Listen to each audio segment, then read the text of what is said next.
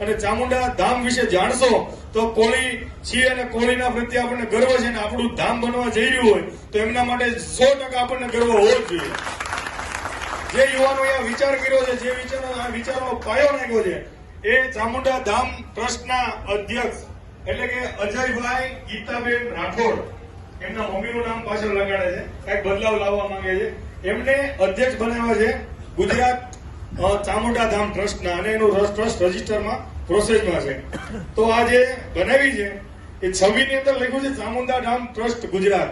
આ એક મગજની અંદર પાયો નાખ્યો છે, હજી ક્યાં એમનો પાયો નંખાણો નથી.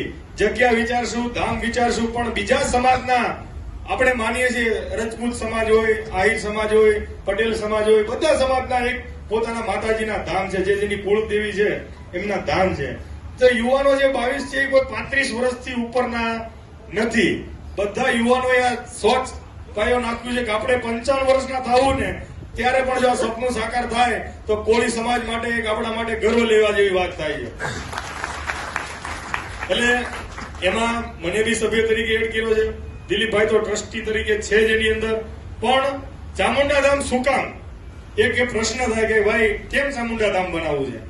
તો બધા સમાજ બધાના કુળદેવી છે. આપણી ચામુંડા તો જગત દેવી છે ને કોળીઓની કુળદેવી છે. તો એક આપણું ધામ હોવું જોઈએ. આપણે નક્કી કરીએ ઘરેથી ફરવા જવા માટે તો આપણું ધામ હશે, ચામુંડા ધામ હશે, તો આપણે વધારે આગ્રહ રાખશું, ત્યાં જાશું, ત્યાં ખરીદશું, ત્યાં ખર્ચો કરશું ને દાન પણ ત્યાં દેશું. તો એક સિમ્બોલ હોવો જોઈએ કે સમગ્ર ગુજરાતના કોળી સમાજને કોઈ એક સ્થાન ઉપર ભેગું થવું હોય તો એક એનું માધ્યમ છે ધાર્મિક અને આધ્યાત્મિક હોવું જોઈએ, તો ત્યાં સમાજ ભેગો થશે, નકર થશે નહીં. હરેક સમાજનું આધ્યાત્મિક અને ધાર્મિક સ્થાન છે અને ત્યાં જ બધી મિટિંગો થાય છે અને ત્યાં જ બધા નિર્ણયો લેવાય છે. તો આપણું કોઈ એવું મંદિર નથી કે જ્યાં સમગ્ર ગુજરાતનો કોળી સમાજ એકઠો થઈ શકે. તો જે પણ યુવાનોએ આ મુહિમ ચલાવી છે, ચામુંડા ધામ માટે 2 મિનિટ લીધી, પરિવર્તન એકેડમી શિક્ષણ માટે કામ કરે છે, તો ચામુંડા ધામ જે છે એ ધાર્મિક અને આધ્યાત્મિક ઉપર કામ કરશે કે જે સમાજનો કઈ પણ પૈસો છે તમે દાન પેટીમાં નાખો છો, ખર્ચો કરો છો, ખરીદો છો, એ પૈસો સમાજની અંદર રહેશે. સમાજની અંદર ગરીબ છે, નિરાધાર છે, વિધવા છે, એમના સહયોગને આ ટ્રસ્ટ જો આપણું છે, જો ધામ આપણું છે, તો આપણા સમાજની અંદર આપણે વાપરી શકશું. સિમ્પલ ઉદાહરણ છે, 2.25 કરોડ કોળી ગુજરાતની અંદર છે. ગેડિયા, ચુવાડિયા, તળપદા, ઠાકોર, દિવેચા, જે લો ફક્ત બધા કોળી જ છે છેલ્લે.